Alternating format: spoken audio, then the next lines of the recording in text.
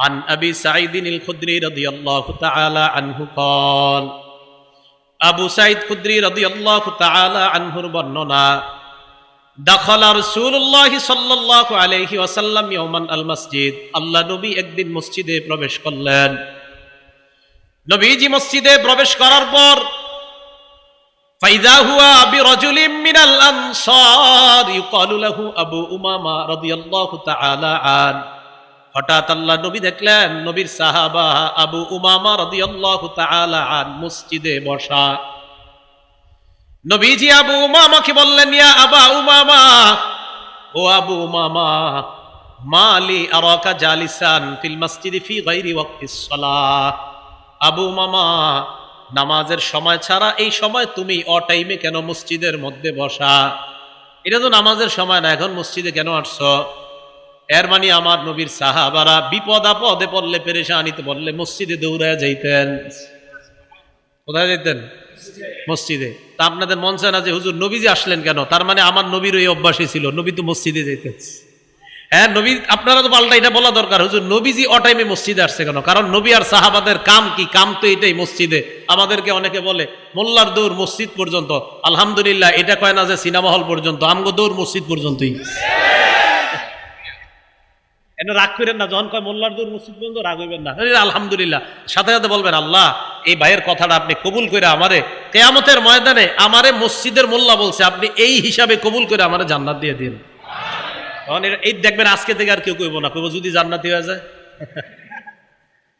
রাসূল সাল্লাল্লাহু আলাইহি সাল্লাম মসজিদে ওনার সাহাবা মসজিদে নামাজের সময় ছাড়া কি তুমি এখানে কেন সাহাবা বলে ইয়া রাসূলুল্লাহ হুমুমুন লাজিমাতনি ওয়া দুয়ুন হুজুর খুব পেরেশানিতে আছে অনেক ঋণে আছে এজন্য মসজিদে বসে রয়েছি মনটা খারাপ আল্লাহ নবী কয় আলা উআল্লিমুকা কালামান ইদা আনতা কুলতাহু আযহাবাল্লাহু আনকা হাম্মা ওয়া কাযা আনকা দাইনাক আমি কি তোমাকে এমন কিছু কথা শিখাইয়া দিব না যে কথাটা যদি আল্লাহকে কায়মনোবাক্যে বলো আশা করা যায় আল্লাহ তোমার পেরেশানি দূর করে দিবেন তোমার ঋণ আদায়ের ব্যবস্থা আল্লাহ করে দিবেন ইয়া রাসূলুল্লাহ এমন আমলই তো আমার দরকার যে আমল করলে আমার ঋণ আদায় পরিশোধ সহজ হয়ে যায় এমন আমল আপনার কাছে জানতে চাই অনেকে ঋণ নিয়ে আবার ঋণ দিতে চায় না ঠিক না এটা আবার ঠিক না বুখারীর বর্ণনা ক্বালা রাসূলুল্লাহ সাল্লাল্লাহু আলাইহি ওয়াসাল্লাম আল্লাহ নবী বলেন মান আখাযা আমওয়ালান নাস ইউরিদু আদাআহা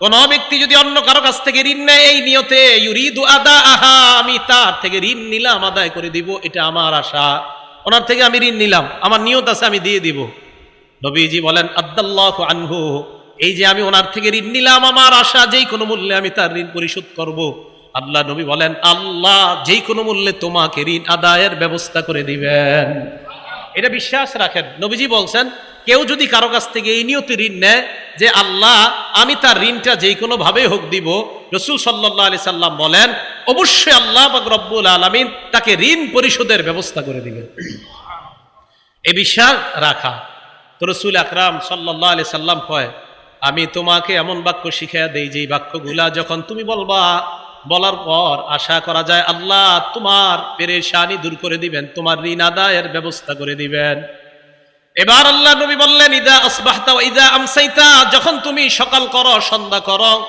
এর মানে ফজরের নামাজের পর মাগরিবের নামাজের পর তুমি এই দোয়াটা পড়বা আল্লাহুম্মা ইন্নী আউযু বিকা মিনাল হাম্মি ওয়াল হাজান হে আল্লাহ আমি আপনার কাছে পানাহ চাই মিনাল হাম্মি হাম্মুন শব্দের অর্থ পেরেশানি ওয়াল হাজান মানে দুশ্চিন্তা আল্লাহ আপনার কাছে আমি পেরেশানি এবং দুশ্চিন্তা থেকে পানাহ চাই ওয়াল আজিজি ওয়াল কাসাল অপারগতা এবং অলসতা থেকে আপনার কাছে পানাহ চাই ওয়া আউযু বিকা মিনাল জুবনি ওয়াল বুখলি কোন বর্ণনায় মিনাল বুখলি ওয়াল জুবনি আল্লাহ ভীরুতা কাপুরুষতা এবং কৃপণতা থেকে আপনার কাছে পানাহ চাই ওয়া গলাবাতিদ দাইনি আরেক বর্ণনায় ওয়া মিন গলাবাতিদ দাইন ঋণের প্রাচুর্যতা ঋণের আধিক্যতা থেকে আপনার কাছে পানাহ চাই ও কহরির রিজাল মানুষের অনিষ্টতা মানুষ আমার উপর জুলুম নির্যাতন যেন না করে মানুষের ধমক ধমকি থেকে আপনার কাছে পানাহ চাই আল্লাহ নবীর সাহাবা আবু উমামা বলেন নবী আমাকে আমল শিখায়া দেওয়ার পর ফাফআলতু আমি কয়েকদিন আমল করা শুরু করলাম আযহাবাল্লাহু আন্নী হাম্মি কিছুদিনের মধ্যে আল্লাহ আমার পেরেশানি দূর করে দিলেন, ওয়াকাযা আন্নী দাইনি, আল্লাহ আমার পক্ষ থেকে আমার ঋণ আদায়ের সুন্দর ব্যবস্থা করে দিলেন। আমি এই দোয়াটা করতে লাগলাম, নবীজির শিখানো দোয়া আমি কিছুদিন করলাম, করার পর দেখলাম আল্লাহ পাক রব্বুল আলামিন আমার পেরেশানি দূর করে দিছে, আমার ঋণ আদায়ের ব্যবস্থা আল্লাহ করে দিয়েছেন। এখন আমরা যারা দোয়া করি, দোয়া করার সময় অনেকে বলি হুজুর দোয়া করি কবুল তো হয় না, কি করি? দোয়া করি কবুল হয় না, এই অভিযোগ আছে কিনা সবার? অনেকের আছে। আল আদাবুল মুফরাদ একটা কিতাব আছে, এই কিতাবের 710 নম্বর হাদিস, ক্বালা রাসূলুল্লাহ সাল্লাল্লাহু আলাইহি ওয়াসাল্লাম, আল্লাহ নবী বলেন, মা মিন মুসলিমিন ইয়াদউ, কোন মুসলমান যখন দোয়া করে দুইটা শর্তে, কয় শর্তে? কোন মুসলমান দুই শর্তে দোয়া করে। এক নাম্বার, লাইসা বিইসমিন, কোন গুনাহের দোয়া করা যাবে না। এখন সিনেমা হল চালু করার আগেও দোয়া করে, আবার সিনেমার উদ্বোধন হবে, মহরত, শুভ মহরতের আগে দোয়া করে, হুজুর নিয়ে দোয়া করায়। কিসের উদ্বোধন? সিনেমা মহরতের উদ্বোধন। আরে নবী বলছেন দুই শর্তে দোয়া করা, এক গুনাহের দোয়া করা যাবে না। সারা দুনিয়াকে জানায়া দেন, 1 কোটি বারও যদি গুনাহের দোয়া করা হয়, আল্লাহ এই দোয়া শুনবেই না, কবুলই করবে না। সিনেমার দোয়া করে, লাইসা বিইসমিন, 1 নাম্বার, গুনাহ করা যাবে না, গুনাহের কোনো দোয়া এটা করা যাবে না। 2 নাম্বার, ওয়াকাতিয়াতি রহিম, আত্মীয়তার সম্পর্ক ছিন্ন করার দোয়া করা যাবে না। আল্লাহ আমার বোনরে যাতে আমি না দেখতে পারি, এই দোয়া করা যাবে না। আল্লাহ আমার বোন আমার কাছে সম্পত্তি পায়, ওরে তাড়াতাড়ি মারেন, এরকম দোয়া করা যাবে না। তাহলে 2টা শর্ত, লাইসা বিইসমিন 1 নাম্বার, গুনাহের দোয়া করা যাবে না। 2 নাম্বার, ওয়াকাতিয়াতি রহিম, আত্মীয়তার সম্পর্ক ছিন্ন করার দোয়া করা যাবে না। এই 2 শর্তে যদি আপনি দোয়া করেন, আল্লাহ পাক রব্বুল আলামিন ইল্লা আ'তাহুল্লাহু ইহদা সালাস, আপনার দোয়াটা আল্লাহ 3 পদ্ধতির এক পদ্ধতিতে কবুল করবেন। কয় পদ্ধতি? আজকে থেকে মনে রাখবেন, আমি যত দোয়া করব, আমার এই প্রত্যেকটা দোয়া যদি কোনো গুনাহের দোয়া না হয়, আর যদি আত্মীয়তার ছিন্ন করার দোয়া না হয়, তাহলে আমার দোয়াকে আল্লাহ 3 পদ্ধতির এক পদ্ধতিতে কবুল করবেন। 1 নাম্বার, ইম্মা আইয়ু আজ্জিলা লাহু, আল্লাহ তাকে নগদেই দোয়া কবুল করে, দুনিয়াতেই তার দোয়া কবুল করবেন। 1। 2 নাম্বার, ইম্মা আইয়াদাখিরা লাহু ফিল আখিরাহ, ওই বান্দার এই দোয়াটা দুনিয়াতে আল্লাহ কবুল করবে না, আখিরাতে আল্লাহ তার জন্য দোয়া করে রাখবেন, আখিরাতে আল্লাহ তার দোয়াটা কবুল করে নেবেন। এটা হলো 2 নাম্বার।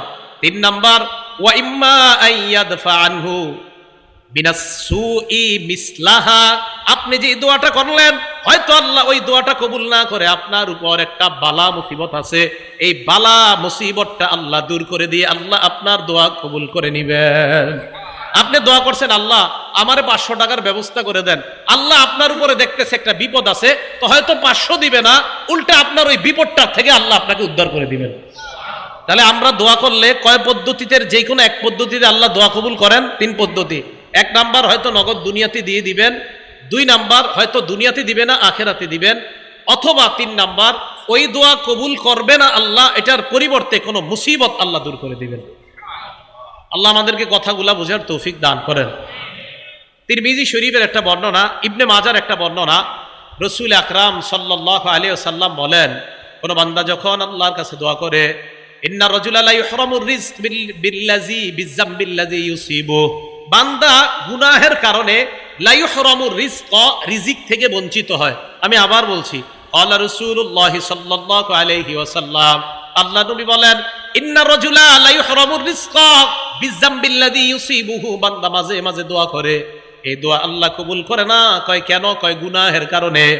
এবার আল্লাহ নবী বলেন, শোনো, তোমার যদি কোনো গুনাহ হয়ে যায়, এই গুনাহ থেকে পরিত্রাণের জন্য তাড়াতাড়ি আল্লাহর কাছে দোয়া করো, কারণ এই গুনাহের কারণে তোমার উপর কোনো গজব আসতে পারে। এই গজব যেন না আসে, দোয়ার মাধ্যমে তাড়াতাড়ি গজব তুমি ঠেকায় নাও। পরের বর্ণনায় আল্লাহ নবী বলেন, আদ-দুআউ লা ইউরাদ্দু, অথবা তাকদীরু লা ইউরাদ্দু ইল্লা বিদ-দুআ। এই হাদিসের মধ্যে আসছে লা ইউরাদ্দুল কদরু ইল্লা বিদ-দুআ, ভাগ্য পরিবর্তন কেউ করতে পারে না, তবে দোয়ার মাধ্যমে কিছু কিছু বিষয় ভাগ্য আল্লাহ পরিবর্তন করে দেয়। দোয়া করলে আল্লাহ ভাগ্য পরিবর্তন করে দেয়। ভাগ্য 2 প্রকার, একটা মুবরাম আর একটা মুআল্লাক। মুবরাম মানে হবেই, এটা যা বলবেন আপনি হবে, জন্ম কবে, মৃত্যু কবে, কি কবে, এইগুলা হবে, এটা মুবরাম। আর একটা মুআল্লাক, ঝুলন্ত আপনার ভাগ্যটা। এই মুআল্লাক যেটা, এটা আল্লাহ চাইলে আপনার দোয়ার মাধ্যমে পরিবর্তন করে দিতে পারেন। আপনার ভাগ্যে আছে কিছু একটা ভয়ঙ্কর কিছু, এটা ঝুলে আছে, কারণ আপনি দোয়া করছেন আল্লাহ আমার উপর যেন মুসিবত না আসে, আল্লাহ আমার উপর যেন মুসিবত না আসে। মাবুদ আজকে সকালে যেই গুনাহ আমি করছি এই গুনাহের কারণে আমার উপর গজব আসতে পারে, আল্লাহ গজব যেন না আসে। রসুল বলেন এই দোয়া করতেই থাকো করতেই থাকো, এই আল্লাহকে বলতে বলতে ওই গজব আল্লাহ সেখানে যে ঝুলন্ত রাখছে এটা সেখান থেকে আল্লাহ দূর করে দিবেন। এই জন্য আল্লাহর কাছে দোয়ার মাধ্যমে ভাগ্য পরিবর্তন করে না। ইবনে মাজার 4022 নম্বর হাদিসের বর্ণনা তো আসছে যে রসুল আকরাম সাল্লাল্লাহু আলাইহি সাল্লাম এইভাবে আমাদেরকে শিখিয়ে দিয়েছেন। আরেক বর্ণনা আসছে অনাগত, একটা হলো অনাগত গজব যেটা এখনো আসে নাই, এটার জন্য দোয়া করা। কিভাবে? পাশের এলাকায় মহামারী লাগছে, আল্লাহর কাছে দোয়া করা আল্লাহ এই মহামারী যেন আমার এলাকায় না আসে। আরেকটা হলো গজব আইসা গেলে দোয়া করা, একটা হলো আসার আগে, আর একটা আইসা গেলে দোয়া করে এটাকে সরানোর চেষ্টা করা। তিরমিজি শরীফের বর্ণনা 3571 নম্বর হাদিসের মধ্যে আসছে ক্বালা রাসূলুল্লাহ সাল্লাল্লাহু আলাইহি ওয়াসাল্লাম, আল্লাহ নবী বলেন মান ফুতিহা বিনকুম বাবুদ দুআ বাবুল মাসআলা, আমার আপনার আমাদের যদি কারো ভাগ্য এরকম হয়ে যায় যে আমরা খুব বেশি বেশি দোয়া করতে পারি। আবার বলছি নবীজি বলেন তোমাদের কারো ভাগ্য যদি এমন হয় যে নাকি বেশি বেশি আল্লাহর কাছে দোয়া করতে পারো, তোমাদের ভাগ্য যদি এমন হয় আপনাদের মাঝে এক লোক খালি দোয়া করে আল্লাহ মাফ করে দেন, ফজরের পরেও দোয়া করে, মাগরিবের পরেও মসজিদের কোনায় বসে দোয়া করে, এশার পরেও দোয়া করে, জোহরের পরে এক কোনায় বসে আল্লাহর কাছে চোখের পানি ছাড়ে, নবীজি বলেন যে বেশি বেশি দোয়া করার অভ্যাস হয়ে যায় ফুতিহা লাহু আবওয়াবুর রহমা, আল্লাহর রহমতের খাজানা তার জন্য খুলে দেওয়া হয়। তাহলে বেশি দোয়া করার যার অভ্যাস আছে আল্লাহর রহমতের খাজানা তার জন্য খুলে যায়। এই জন্য মনে রাখবেন যে বেশি আল্লাহর কাছে দোয়া করতে পারে তার ভাগ্য বড় ভালো। খুব বেশি আল্লাহর কাছে দোয়া করা, আল্লাহ আমাদেরকে বেশি দোয়া করার তৌফিক দান করেন। তো রাসূল আকরাম সাল্লাল্লাহু আলাইহি সাল্লাম এই হাদিসের শেষের দিকে বলেন আদ-দুআ ইয়ানফাউ মিম্মা নাযালা ওয়া মিম্মা লাম ইয়ানজিল, যেই গজব নাজিল হয়েছে এই গজবেও দোয়া কার্যকারী, যেই গজব নাজিল হয় নাই ওই গজবেও দোয়া কার্যকারী। যেই গজব নাজিল হয়েছে এই গজবেও, এই গজবটা দূর করার জন্য দোয়া কার্যকারী, আর যেই গজব নাজিল হয় না এটা দূর করার জন্য দোয়া কার্যকারী। তাহলে গজব নাজিল হয় এটার জন্য দোয়া কার্যকরী, আর যদি গজব নাজিল না হয় এটা দূর করার জন্য দোয়া কার্যকারী। কিভাবে? গজব পাশের এলাকায় আসছে, আমার এলাকায় এখনো আসে নাই, আল্লাহ করোনা তো এই এলাকায় আছে, আল্লাহ এই এলাকায় যেন না আসে, খুব বেশি বেশি দোয়া করে আশা করা যায় এই গজব দূর করা যাবে। আরেকটা হলো এসে গেছে, এসে যাওয়ার পরও দোয়ার মাধ্যমে এই গজব দূর করা যায়, এটা হাদিস দ্বারা প্রমাণিত। মুসলিম শরীফের 2732 নাম্বার হাদিস।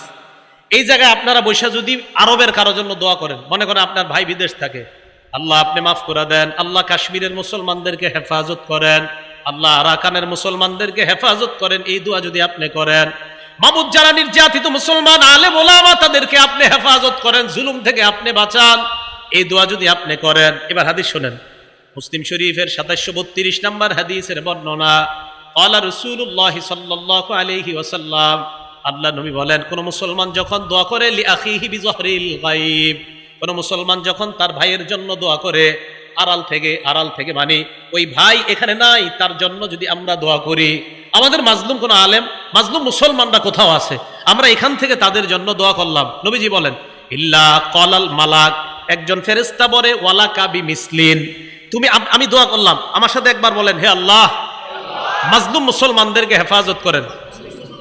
এই মুহূর্তে ফেরেশতা আমাদের প্রত্যেককে বলছে তুমি যেই দোয়াটা করলা আল্লাহ যেন তোমাকে বিপদ আপদ থেকে হেফাজত করে।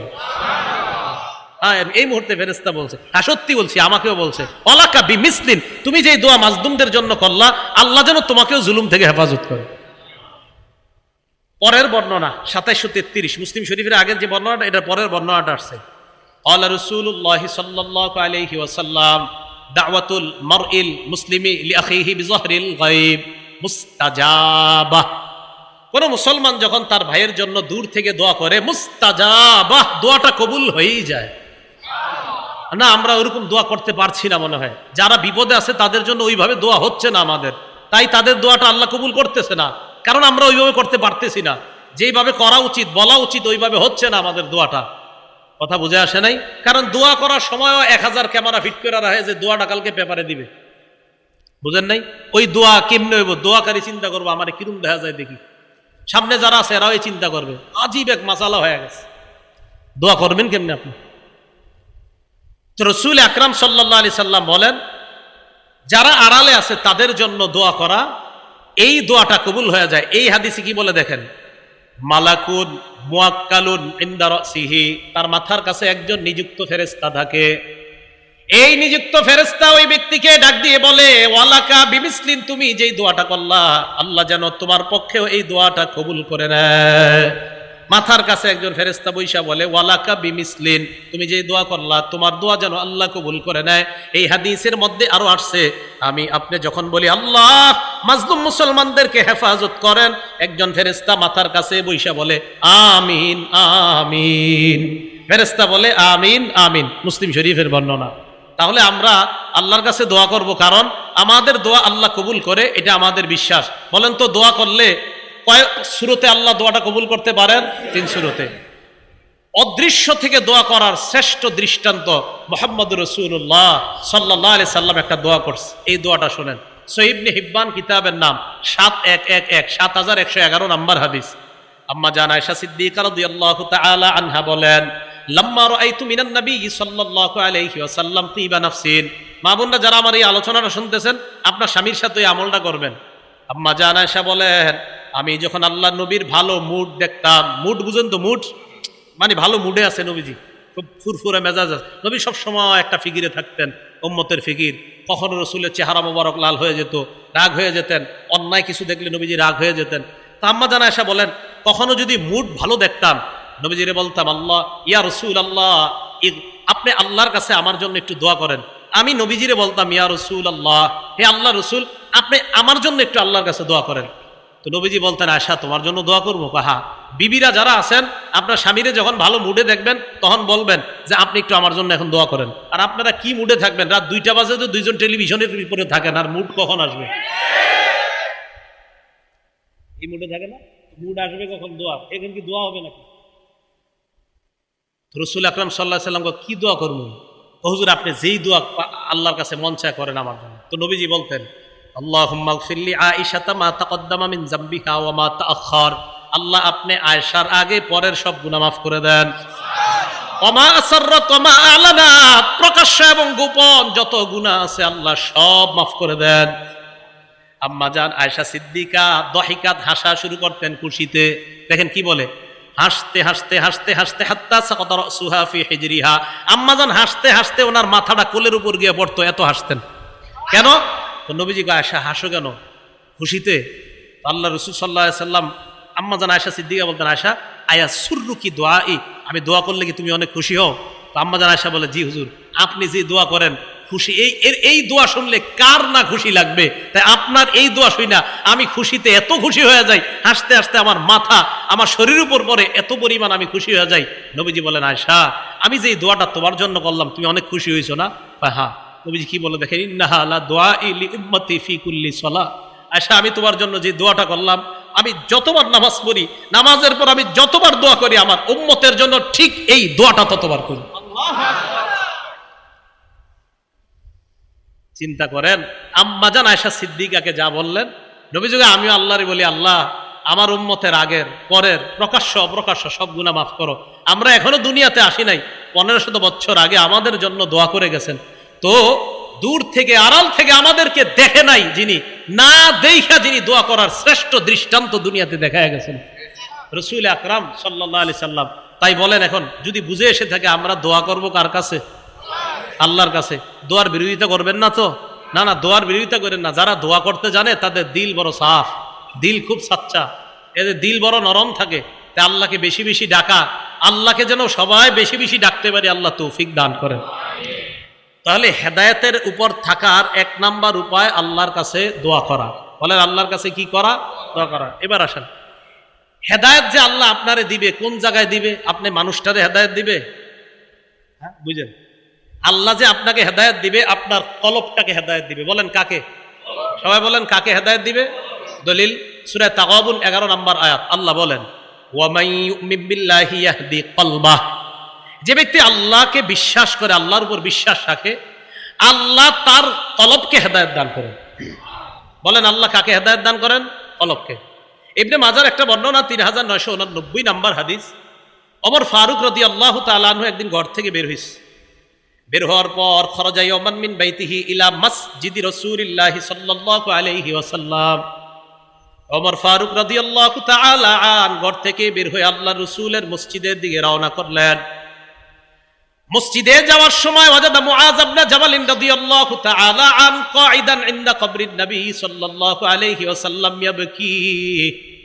হযরতে ওমর হযরত মুআয ইবনে জাবালকে দেখেন আল্লাহর রাসূলের কবরের পাশে বসে কান্নাকাটি করতেছে। ওমর ফারুক প্রশ্ন করলেন, মা ইউবকিকা, কান্নাকাটি কেন করো? মুআয জবাব দিলেন, ইউবকিনি শাইউন সামিআতুহু মির রাসূলিল্লাহি সাল্লাল্লাহু আলাইহি ওয়াসাল্লাম, আমাকে একটা বিষয় কাঁদাচ্ছে, যে বিষয়টা আমি আল্লাহর রাসূলের কাছ থেকে নিজ কানে শুনছি। ওমর ফারুক কয়, কি শুনছো? জি, একটা কথা নবীজির মুখে শুনছি, এই কথাটা মনে বললে খালি আমি কান্না করি। আপনারা জানতে মন চায়নি কথাটা কি? দেখেন আমগমাজও আস। ওমর ইবনুল খাত্তাব বলেন, কি কথা বলো? মুআয ইবনে জাবাল বলেন, আল্লাহর রাসূল বলছেন, ইন্না ইয়াসীরার রিয়াই শিরকুন, সামান্যতম রিয়া করাও শিরিক, সামান্যতম লোক দেখানো আমল করাও শিরিক। সামান্যতম লোক দেখানো আমল করাও কি শিরিক। এই যে আল্লামা লেখা দিয়েছেন আপনারা, এই জায়গায় কি লেখা দিয়েছেন? হ্যাঁ, আল্লাহর কসম আমি খুশি হই নাই। এটা কেন লেখছেন? আল্লামা যে লেখছেন, আল্লামা বুঝেন কারে কয়? হ্যাঁ, মনে করেন 2-4টা হাদিস মুখস্থ বলতে পারি দেখি আমি আল্লামা। অনেকে আবার লেখে হাফিজুল হাদিস। হাফিজুল হাদিসের একটা সংজ্ঞা আছে তো, যেই পরিমাণ হাদিস মুখস্থ থাকলে হাফিজুল হাদিস বলা হয়, ওই পরিমাণ হাদিস আমার মুখস্থ নাই। তা আমার কেন হাফিজুল হাদিস লেখেন? এই আল্লামা লিখবেন না। আপনাদের এই লেখাতে আমি খুশি হইনি। আল্লামা লিখবেন না। যার সাথে মোবাইলে কথা বলেন ও বারবার বলে আল্লামা লেখা নিষেধ, হয়তো এই জায়গায় বলা হয় নাই। আল্লামা লিখেন না। আল্লামার একটা ওয়েট আছে, একটা ওজন আছে। বলতেছেন, হুজুর আপনি খুব বিনয় দেখাচ্ছেন, ঘোড়ার ডিম দেখাইতেছে। আল্লামা এটা না লেখা বিনয় না। আল্লামা ও এত ঘোড়ার ডিমের ব্যাপার। আল্লামা কারে লেখেন আল্লামা? আমি তো বুঝি না কি লেখছেন এটা আল্লামা। মানে মন চাইলে লিখে দিচ্ছেন আল্লামা। আল্লামারা সামনে আসে না, আল্লামারা নির্বিধিতে আড়ালে আছে, জায়গায় জায়গায় আছে। এদেরকে চিনবেন না, বুঝবেন না। এদেরকে খুঁজে খুঁজে ওলামা একরাম চিনে নেয় জায়গায় জায়গায়। আল্লামা যেখানে সেখানে আল্লাহর রাস্তায় লাগাই দিয়েন না। ইন্না ইয়াসীরা রিয়াই শিরকুন, সামান্য লোক দেখানো আমল করা শিরিক। এই সমস্ত হাদিস আমাদেরকে বিভিন্ন শব্দ লিখতে বাধা দেয়। রাসূল আকরাম সাল্লাল্লাহু আলাইহি সাল্লাম বললেন, ইন্না ইয়াসীরা রিয়াই শিরকুন, সামান্য রিয়া শিরিক, লোক দেখানো কিছু করা শিরিক। এখন আমি বয়ান করতেছি, মনে যদি একটু আসে, বয়ানটা জানি কেমন হইতেছে, লোকেরা কেমন বলে, বা শিরিক, হাসা কথা, শিরিক হয়ে গেছে। ইন্না ইয়াসীরা রিয়াই শিরকুন, ইবাদত একমাত্র আল্লাহর জন্য করবেন। বলেন একমাত্র কার জন্য? আল্লাহর জন্য। ইবাদত সামান্য অংশ কাউকে দেখানোর জন্য করা যাবে না। তো রাসূল সাল্লাল্লাহু আলাইহি সাল্লাম এরপর বলেন,